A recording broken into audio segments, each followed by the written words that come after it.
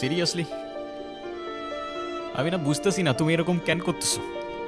আচ্ছা তুমি আমাকে বলো, বিএসসির জন্য আমার কানাডাতে স্কলারশিপ সহ সব কিছু রেডি ছিল।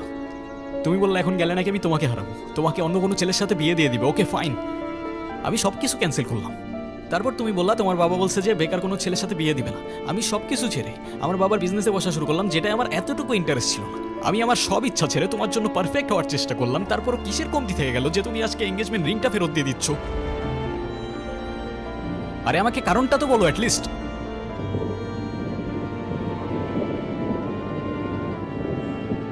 কোনো কারণ নেই, আমার মনে হচ্ছে না আমাদের একসাথে থাকাটা possible. That's it. That's it? Seriously তোমার মনে হচ্ছে না আমাদের একসাথে থাকাটা পসিবল? What about me? আমার কি মনে হচ্ছে সেটার কোনো ভ্যালু নাই? আমার সাইডটা কে দেখবে রুহি? দেখো, এত কথা বাড়ানোর কোনো মানে নেই, অযথা সময় নষ্ট করো না। সময় তো তুমি আমার নষ্ট করছো। এরকমটাই করার হইলে আমার লাইফটা কেন নষ্ট করলো? ভেঙে ফেলার হইলে সব আগেই ভেঙে ফেলতা, নাকি হুট করে এখন বেটার কাউকে পেয়ে গেছো?